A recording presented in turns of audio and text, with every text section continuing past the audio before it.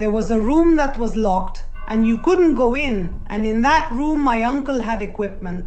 Because he had spent many years trying to contact his dead son, we started to wonder if my uncle had really managed to contact something that obviously wasn't his son. Today's episode is truly impressive and unmissable. You can't miss a second because there are mysteries, hidden messages, family secrets, and even a room that was specifically used to communicate with the dead. You may have noticed this episode is much longer than usual. Honestly, I couldn't shorten it, since all the information and everything you're going to hear connects with each other, forming an ending that is truly unexpected. And honestly, it could easily be part of a script for a horror and mystery movie. So now you know, don't miss a second of this story. And taking this opportunity because YouTube doesn't notify many of you. Tomorrow, June 6th at 6 post meridian, we're going to have the second episode of Stories from the Other Side, with the second interview that I would love for all of you to watch and listen to. I'm including the number below so you can send your experiences as audio. You can add whatever you think is needed to make your story as complete as possible. Friends, let's not waste any more time and let's get started right now with this new episode, Stories.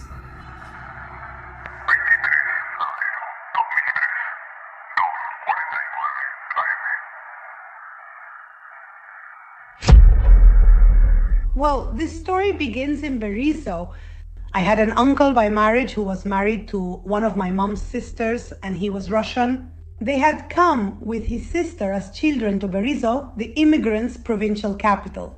They were very little, he and his sister, and they had brought things from Russia with their parents who had stayed with my uncle. I learned this 30 years after my uncle died, you know? My name is Mara, and this story is, without a doubt, something I will never forget. At this moment, and for more than 10 years now, I have been living in Belgium. But everything I'm going to tell you happened right in Buenos Aires, where things happened that no one could ever imagine. Just as I said, my uncle was Russian, and specifically in the year 2008, that's when death found him. He was a huge guy, very tough in every way, although with a lot of feelings, which for years were searching for an answer. And this has its roots in a very specific event that happened some time ago, back in the 90s. My aunt, my uncle, and their son Adrian had moved to Bahia Blanca in '92. The reason was my uncle's job change, simply because of that. Their life went on normally until Adrian, my cousin, moved to Buenos Aires. He studies at the Juan Bucetich Police Academy in the city of La Plata. He had settled in my grandmother's house, and until then everything was normal, but sometime later tragedy was waiting for him. A few years went by, and it was during a vacation that my cousin came back to Bahia Blanca for a visit, and during those days he had an accident. He was riding his high-powered motorcycle down a dirt road, and when he crashed into a pickup truck, he fell to the ground, hitting his foot hard. A few hours later, Adrian passed away, and it was at that moment when everything began and a mystery was created that I would have to solve many years later. My uncles decided to return to Berisso. My uncle retired quite young because of his high-risk job and so on, and they bought a house in Berisso. And both of them came and brought my cousin's remains and buried him in the Berisso cemetery. And what we all noticed in the family was that my uncles seemed like they were on another planet. My aunt smoked Virginia Slims, and she smoked like 3 or 4 packs a day. She was an extremely beautiful, slender woman.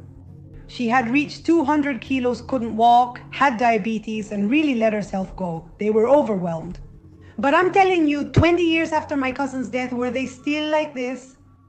My uncle, for his part, had become a compulsive shopper, specifically tools, many of which he used for long hours. Fixing everything, or also taking things apart to understand how they worked. He was a fanatic about these things. I suppose all of this served as a kind of therapy for him, and in this way, he would forget about the pain he carried since the death of his own son. In our family, there are a lot of us, and our relationships are not only good, but also very trusting. Where, during a visit, for example, you didn't have to ask for permission to go into certain places. We all felt very comfortable. And in my uncle's house, in Berisso, something happened that was impossible to forget, and that, maybe for me, is the beginning of the mysteries. The house was huge, very beautiful, with spacious areas and quite a few rooms. And I never forget that among all these rooms, there was only one that always stayed locked. But not only that, it was strictly forbidden to even try to go in there. Why? Neither my uncle nor my aunt wanted to confess it to anyone in the family, only they knew the reason. The only thing we knew was that only my uncle could go into that place. Nothing. As I grew older, I said, well, that's it. I won't bother anymore, but I always stayed curious. And I talked about it with my cousins, you know? What does Uncle have? We called him Baloya, though his name was Angel. What does Baloya have in that room? Well, for all of us cousins, it was always like knowing there was a forbidden room, locked, and we didn't know what Uncle had in there. Like I said at the beginning, in 2008, something happened that changed everything completely. My uncle had been down with a pretty bad flu. He got up in the middle of the night to get a glass of water, and when he came back to bed, maybe because of a fever or a strong dizziness, he tripped. And when he fell, he hit his head against the corner of the nightstand. After this blow, unfortunately, he was hospitalized due to a brain hemorrhage. My uncle dies. Weeks later, my Aunt Norma gathers most of the family, not only to thank us for the support we had given her, but also to ask for help.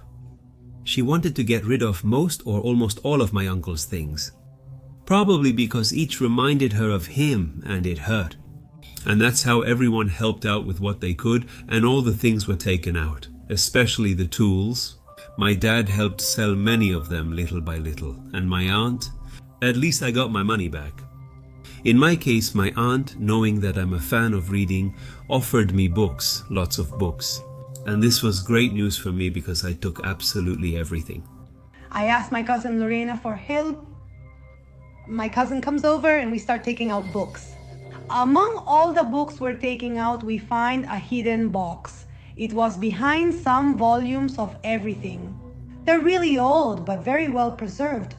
Some had the name of my uncle's sister, and others had my uncle's name. Some were in Spanish, others were in Russian. Well, we took them out and found a box. Far from finding anything paranormal, we found porn DVDs, a lot, so many. So I said to my cousin, hey, let's take this out, because if aunt or uncle finds it, since we're here, let's do uncle a favor and hide his porn. Well, so I took it home because my cousin said, no way, if my mom finds it at my place, she's going to freak out. So I took it with me. I was living alone at that time and I called a friend of mine. I said, Martitos, can I give them to you? He was living alone too, my friend, you know? So I gave him the box and that was it. A few days later, my aunt called me again to ask me to please empty out the middle room. And do you know which one it was? The one we were forbidden to enter, the one that was always locked. And over time, we found out something my uncle had never told us. He did something incredible in that place. According to another one of my aunts, she said that my uncle apparently had some kind of equipment or specific machinery to be able to communicate with the dead. And only he could go in there, because for more than a decade, he tried non-stop to communicate with his deceased son. I told my cousin about this, who refused to be with me. So I had no other choice but to go and enter this room completely alone for the first time and with huge expectations. I didn't know what I was going to find when I walked through that door. My aunt gave me the key, which she'd hidden in a kitchen cutlery drawer, a detail that mattered. And when I asked her why she had it hidden there, she told me that it had happened many times. That if they left the key in the door, within a few hours, it would end up on the floor and the door would be open. I always knew my uncle was clear about one thing. That door always had to be closed, maybe because of everything that was trapped inside. In that moment, I wondered if my uncle, after years of trying to reach my cousin, might have invoked something. Who knows how many entities were kept locked up, unable to get out. And now, at my aunt's request, this rule was going to be broken. Honestly, I was scared, really scared, but also intrigued. So with a lot of courage, I went and entered this room. I went in. Honestly, I didn't feel anything strange.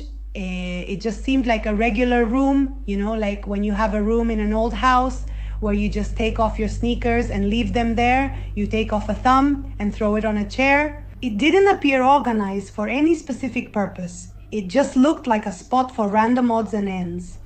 So I start looking around and I say to Auntie, stay with me, just in case. And she says, no, I don't want to be here. And she leaves. Well, I start rummaging around, but only up to a point, because honestly, it made me a little uneasy, Opening drawers. There was a closet full of clothes. I checked and found only clothes. So I stopped. And I find a Polaroid, one of those old Polaroids, It was in perfect condition. It was really well taken care of. I had never used a Polaroid or knew how it worked, but figured it's a camera, so I took it with me. And then I find a cassette player. I'm talking about the year 2008 or 2009. I mean, cassettes hadn't been used for, I think, a decade or maybe even longer. And I see one of those rectangular cassette players with a set of buttons, really long buttons, and a cassette inside. It was like a TDK with a sticker where you'd write what was on the cassette, but there was nothing written on the sticker. In one of the drawers, I found at least 25 cassettes that were only numbered, with no description of the contents. I checked another one and found several notebooks that had nonsensical writings. There were even many notes that looked like scribbles. Nothing was legible. There were lines, symbols, things crossed out. And next to these notebooks there was a medal that had been given to my cousin at school. And also a pendant of the Egyptian symbol Ankh, also known as the key of pendant. It was next to the photo of my cousin, the same one they had placed on his grave the day he died. Up until that moment, and as you can see, none of this made much sense. Although, of course, if we start to imagine that he was trying to communicate with the dead, the point of view changes completely. At time I couldn't take much with me, but my aunt asked me for something else, to take a nightstand out to the street. It was none other than the nightstand where my uncle had split his head open. This was understandable, but something else happened with this furniture that will leave you speechless. Before throwing it away, I checked it and found something in the drawer of this nightstand, a piece of paper. It belonged to one of those little notebooks he had in his mysterious room, and this piece of paper had a single word written on it in a strange way. Here. Honestly, until that moment, I couldn't connect anything. I crumpled up the paper and threw it in the trash, and the nightstand went out to the street. Minutes later, it vanished because someone took it. But please remember everything I'm telling you, because you'll find out what happened to this piece of furniture later. A few weeks later, my cousin and her girlfriend came over for dinner, and after a long while, I managed to convince them to do something. Something I didn't quite dare to do on my own. To listen to those cassettes I found in my uncle's room. They were reluctant at first, but eventually agreed. So I grabbed the cassette player and took the one labeled as number 1. I pressed play, and I still feel the chill that ran through me then.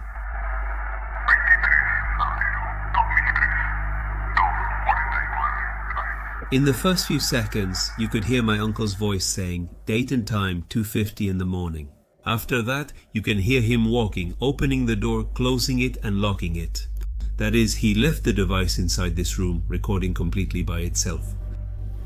We listened to the 45 minutes and didn't feel anything at all. We turned the cassette over and it was the same thing again. My uncle's voice, saying the date, the time and leaving the room. That night we listened to several of those cassettes. Somehow we had the feeling that something would happen in one of them, especially because of what my uncle was trying to do, or at least that's what we believe. To communicate with his dead son, or rather to try to receive some message from him. One particular thing is that all the recordings always started 10 minutes before 3 in the morning. Surely it had something to do with it, maybe something he did before each recording. Was it connected to this schedule? Finally we put in cassette 6. While drinking mate, we chatted but kept paying attention to the recordings. And that's when we heard that in the audio a person says,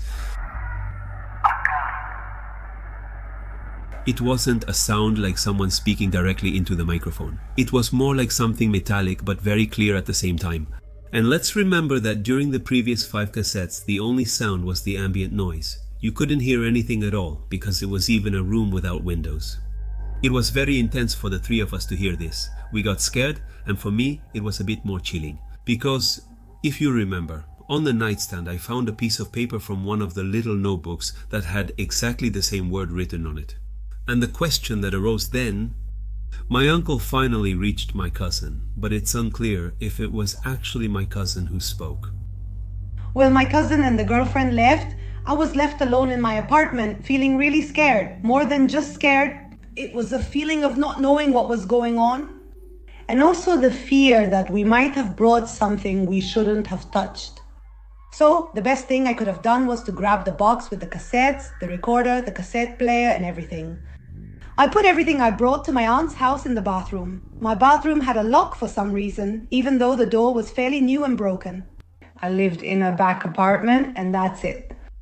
I lock the bathroom and go to sleep. The days went by, luckily nothing strange happened, and we decided to keep listening to these tapes. And during that gathering, while we were having dinner, my cousin asked me if I had heard what happened to Delia's grandson. She was a family acquaintance. I won't give too many details, but that's the gist. Was it her son-in-law who had picked up that nightstand that I myself threw out onto the street, where I found the paper and where my uncle had been fatally injured? But still, the chilling part was that, according to what Lorena found out, this man went to confront my Aunt Norma, extremely furious. Something related to the nightstand. She didn't understand anything and slammed the door in his face. Then she called Delia, and that's when she found out everything. It turns out that this man took the nightstand, brought it into his house, and set it up for his own 3-year-old son in the bedroom. The next morning, the boy started screaming. Do you know what happened? He had hit his head really hard on the corner of the nightstand. And not only that, he slipped on a pool of blood that came out from under the furniture. Fortunately, the boy wasn't seriously hurt. He got a few stitches at the hospital, and it turned out to be just a scare. But the son-in-law went to complain, asking why they had thrown away a nightstand with blood on it. And this doesn't need to be explained. First, it was clean. I saw it myself. Second, if it had my uncle's blood, it would be dry, not liquid. That was impossible. Now, where did this blood come from? It's a complete mystery. Just like it's pretty scary to know that the boy hid himself in the same spot as my uncle before he lost his life. When I found out about this, I couldn't help but tell them about that note. It said, the same word we heard in the recording, and I found it right on that same nightstand. Then everything started to make sense. We listened to a few more tapes and didn't find anything. But the strangest thing was going back to tape 6, side B, and at no point did we hear that person saying, here. This confused us. The executive vice president had disappeared. Was this possible? But we also thought that maybe we had gotten the tape wrong, and it was actually on another one. Re-listening was unlikely due to their length and the time required. That was it. We were left with doubt as we continued listening to a few more. But to add something, Lorena came up with the idea that we should try out the camera, that Polaroid I also found in my uncle's room. Honestly, we had no idea how to use it, let alone if it worked, so after checking it out a bit, we realized it had a cartridge. I don't know if that's the right word. I apologize. And we took a kind of selfie where the three of us appeared together. As you know, the size of the camera makes it impossible for you to put a finger in front of the lens. And it was very strange that when the photo comes out and develops, right on Alejandra's face, there's a white, somewhat oval-shaped spot, as if it were one of those famous orbs that sometimes appear in pictures. This impressed us because we immediately thought that maybe my uncle used this camera to capture anomalies inside that room. And now we were somehow intervening, but trying to look at it from a more rational perspective. It could be a fungus inside the camera, one that you can't see, but it logically appears in the photo. So we tried taking another one. This time we changed places to avoid any light reflection. And we also changed our positions. And when the photo was developed, that white orb had also changed places. Do you know where it was? Curiously, it was once again over Alejandra's face. And not just that. Just a few minutes after that, while the cassette player was still playing the tapes, we heard someone again saying, here. We were chilled to the bone. Somehow everything made us realize my uncle had accomplished something. We didn't know what, and we also had no idea if his end was related to this. But there was something very dark that connected everything in a very, very concrete way. We listened to it many times, trying to see if there was something else we might have missed, but it was just that. The silence in the room, and then all of a sudden, a kind of voice mixed with white noise that said, "Here." Meanwhile, in the midst of all this, about a month, maybe a little more, had gone by. My friend, we met up. My friend is an actor. At that time, he was living in Buenos Aires, studying theater directing and working in Buenos Aires. I lived in Berisso, but he stayed at his uncle's house in Buenos Aires and came over on weekends. So that Sunday, I left for the week around 4:30 p.m. Here's my friend Marquitos, and that's all. He stopped by my house, a friend's house, like usual. "Come on, stay, let's open some wine and eat empanadas, I don't know." And he says to me, "Out of the videos you gave me, isn't there at least one that's good?" He tells me all the CDs are ruined and says, "This has happened to me with 4 or 5 CDs. Since I'm watching the movie, suddenly the screen goes black and static appears, like when programming ended in our childhood. Did you see the interference? Then the movie resumed." A few days later, I told my cousin about the porn DVDs, and she didn't take it as a joke at all, because she suggested something that kept echoing in my head. And yeah, in those movie interferences, was there any executive vice president? So 2 days later, I talked to my friend. I asked him for the movies that had those cuts, but I didn't check them alone. We watched them together. I admit it was a bizarre and awkward moment with my friend, but there was no other way. So while we were having mate, we started watching them, looking for those key moments, and you know what? They never showed up. They had completely disappeared while he swore they had been there. Was it possible that these manifestations happened at completely random times and even disappeared? Possibly yes, because that's what was happening. I took these DVDs with me and reviewed them again. And it was a cold shower when at a certain moment the screen goes to static, like when the broadcast used to be cut off before. And at that moment, in the background, you can clearly hear a voice saying, "Here."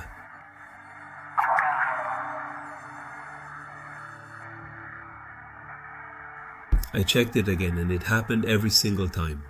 Then I watched it with Alejandra and Lorena and they were also stunned. To finish the story, I went to Marcos's house. The next day, I told him it had happened to me too. We checked it again and luckily it was there. It had even moved a few minutes, but there was interference with static and a voice saying, "Here." So when Marcos saw my reaction to the interference, I don't know what kind of face I must have had. He grabbed my arm, put his hand on me and asked, "Mara, what's wrong with you?" Then I told him everything. He says, "Let me see the Polaroid photos, right?" I said, "Let's check if the photo now shows the finger mark." Marcos, "No, I meant, well, yes, it was there." And he says to me, "Yeah, it looks like a finger. It looks like you put your finger on the lens." And I say, "Yeah, it does look like that." But anyway, I told him about Alejandra's investment and that the finger appeared above Alejandra's house. I don't know. He says, "Let's try it. You get the Polaroid." So I go get it. And we were both smoking and Marcos reaches out his hand, right? Like to take a selfie. He grabs it from both sides with both hands instead of just one, right? He puts it on his face. I get behind him and we both wear the poncho.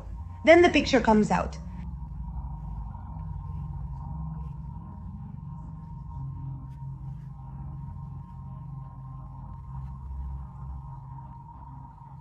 You guys are dying, right?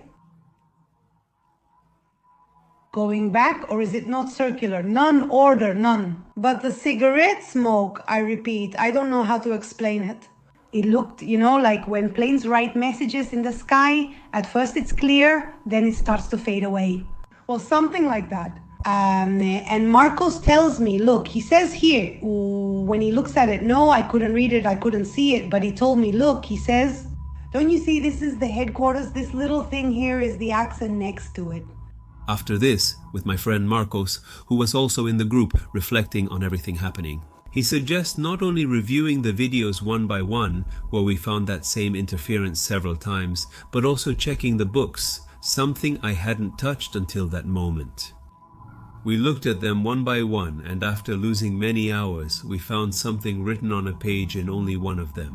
The handwriting here didn't seem to be my uncle's, although it surely was.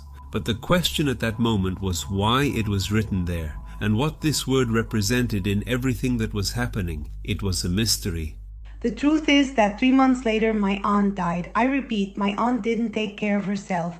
I think both of them had given up. Neither of them wanted to live. Since my cousin's death, my uncle was more committed to somehow reuniting with him. So he spent his days between the workshop, fixing things, and this room, which remained as it was until his passing.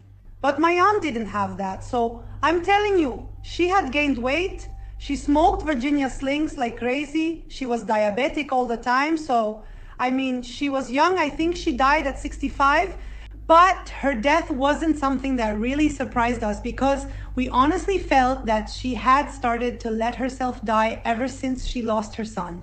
What happened to my uncle was an accident, but after that, we started to wonder if it really was an accident. Now, we started to wonder if my uncle had really truly managed to contact something clearly not his son, maybe something disguised as him at that moment. We thought that my uncle had summoned a demon while trying to find my cousin, and that my cousin, he rested in peace because he was at peace. My uncle's obsession with reuniting with his son had led him to get involved with things he didn't understand. Go ahead. I consulted with a parapsychologist. I told her in detail everything that had happened, and although she didn't see any presence near me or attached to me, she even suggested that if I kept anything of my uncle's, I should burn it. It was the best way to make sure to cleanse those energies he had been interacting with, and honestly, for me it was impossible to burn anything. I'm a fan of reading, and the collection had complete works by renowned, very old authors. So I thought the best thing was to keep them, but in the end I decided to donate them to a library so they could be put to the best use. As for the movies, Marcos burned them. I burned all the cassettes, the notebooks, the photos we took, and the papers I had rescued from that room, along with a few other things which are unimportant objects. The only things I couldn't burn were the books, as I already told you, and also the camera, which today is hanging as decoration in what was once important to burn books. Many cassettes remained unheard. I really didn't try to read the notebooks. I burned them like I told you before. My question is mainly for channel members. What about me, since I've been following and listening to the stories? The people who make comments or sometimes share stories, and the things they say, the information they give, it seems like they are really clear about these things. And I'm curious because this happened a long time ago, but I'm curious to know what happened or what could have happened. We came to the conclusion that my uncle, in his eagerness or obsession, if you will, to reconnect with his deceased son, he brought something to the house or to the place or to himself or I don't know what else. Something else that manifested itself in a lot of objects. I don't know for what purpose. I don't know. I would really like to hear the comments and opinions of the listeners who have much more experience than I do in these kinds of things, in that they can give me a little more information about what could have happened, right? Thank you very much for making it to the end. I would love to know what you think about this story, which really, as I mentioned at the beginning, was more than interesting. See you tomorrow. Remember, at 6 post-meridium, we have the new episode of Stories from the Other Side. And now I send a big hug to all of you.